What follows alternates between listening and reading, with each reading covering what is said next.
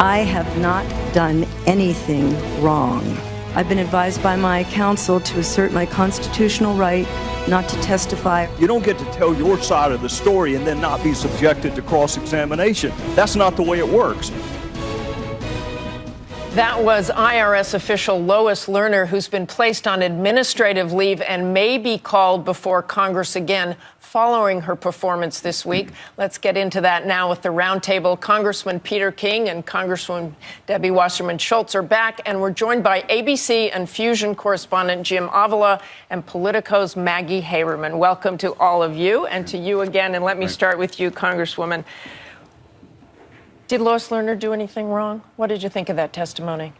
Well, I think we don't yet know, and that's why a continuing investigation is imperative. President Obama rightfully asked for and received the acting IRS director's resignation.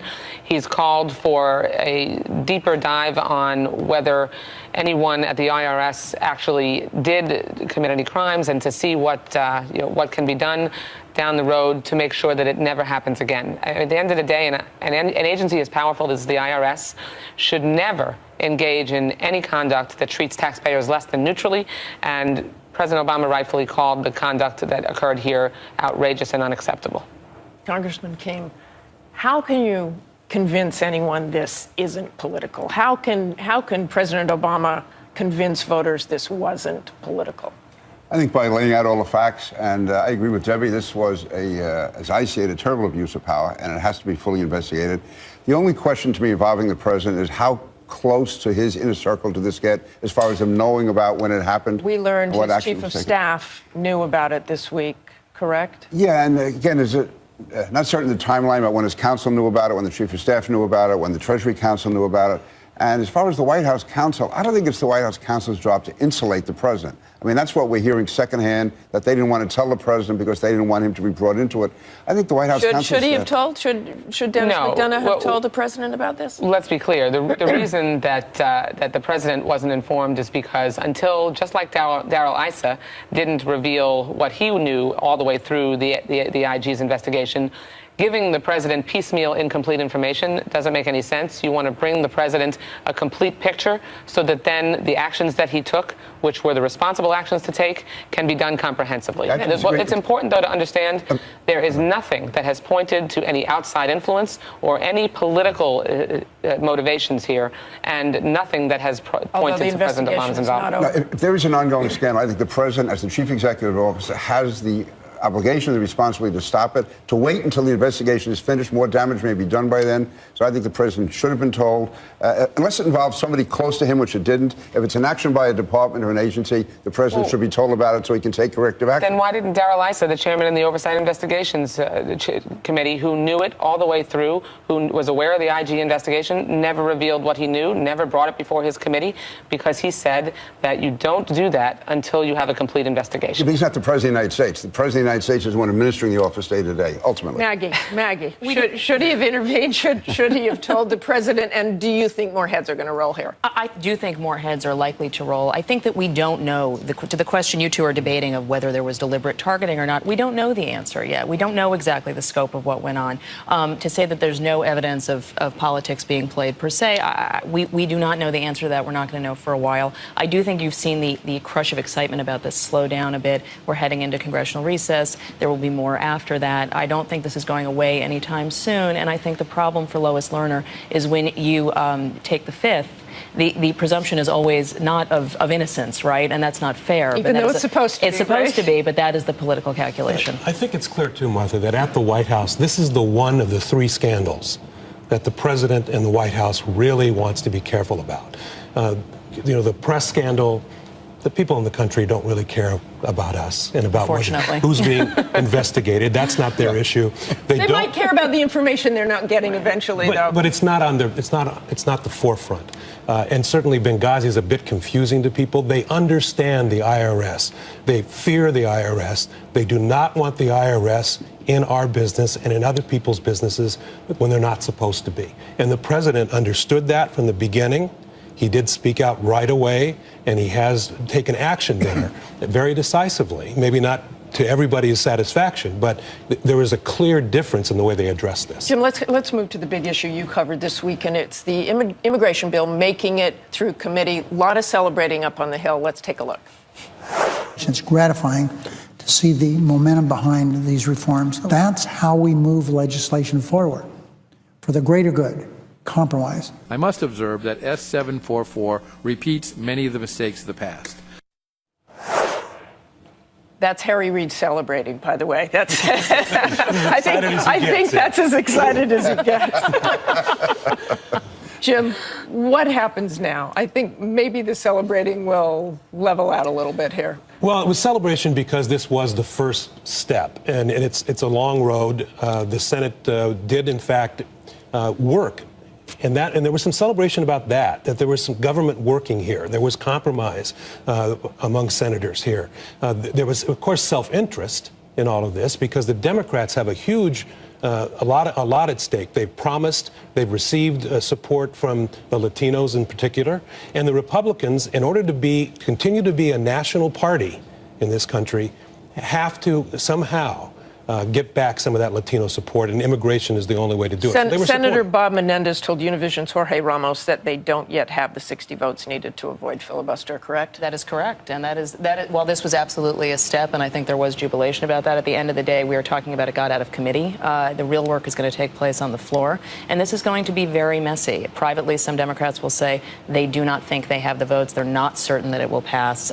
They know they're going to lose some Democrats who are up for re-election in 2014, and it's not really clear what Republican votes they're going to pick up. And that's just in the Senate. That's just in the Senate. We're not even. That's right. We're not even Let's talking move about over to the House over here, as long as we have the both of you here. Where does this go from here? What do you think?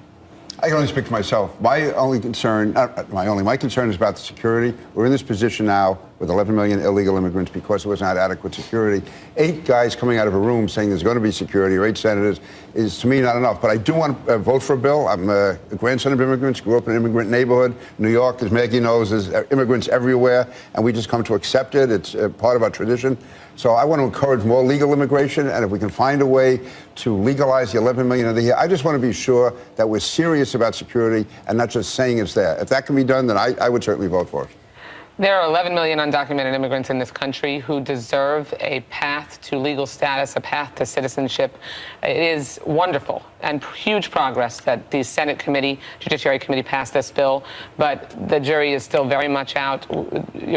Peter King's very conservative Tea Party colleagues have no interest in ensuring a path to citizenship, and the fight ultimately, I'm concerned that Maggie thinks it might not even get out of the Senate, but we certainly have an internecine battle coming in the House, and at the end of the day, the Republicans politically need to do this.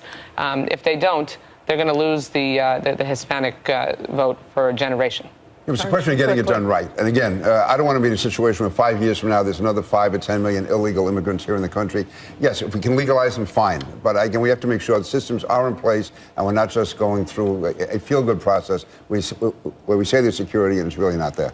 I want to move to another big issue, not just this week, but for months and months and months, and that's the issue of military sexual assault. You heard President Obama talk about it. You heard Secretary of Defense Chuck Hagel talk about it. This is a huge issue. You heard General Allen talk about it, that it's a matter of leadership. But is it more than that? Does more need to happen? 26,000 sexual assaults in 2012 alone. That they believe many of them unreported. That went right, men and women. I mean, the person who was responsible for sexual assaults and their accountability was accused of sexual assault. What has to happen here is legislation to ensure that we can take the reporting out of the chain of command and make sure that reporting can go straight to a military prosecutor. And the military will argue that will interrupt good order and discipline, that the commander has to be in charge of those units. Look, you can't, no woman or man who is accusing someone of sexual assault can be expected to bring it up one above them to the chain of command, especially if that person is the person who has been attacking them. You take it out of the chain of command? Yeah, I have the same concern Senate 11 does about the chain of command. Having said that, let's agree. We agree on 99.9% of this. It has to be done. There has to be legislation. If it has to be fine-tuned in a way to ensure the chain of command is not broken. But we have to, the current system is not working. It's broken. And anyone who has a daughter or even a son in the military, whatever, or a relative, it's absolutely offensive to think that they could be sexually abused and proper action not taken. Jim Avila, quickly. I've heard this for 20 years. I've heard leaders say this is going to change, zero tolerance. And it hasn't. Do you really believe it will change this time because of what the president said this week? Because he's made it a priority. Having covered the war as you did in Iraq, I saw the number. It's the numbers, Martha. The fact that there's so many men and so few women. I believe the women are uncomfortable. They're uncomfortable in Iraq. When I saw them in the barracks, it was not a comfortable situation. They're uncomfortable in the academies. And this is terrible for the military because what's happening is... Sexual assault happens to men, too, by the way. Yes. It does, but not in the numbers. And what is bad for the military here is that what's happening is that the women, you're not getting the best and the brightest anymore because they're not going to want to go in the military. And their mothers and their fathers are not going to want to send them to the academies. They've got to fix it. Final point. Anthony Weiner, back in a run for mayor. Does he have a chance?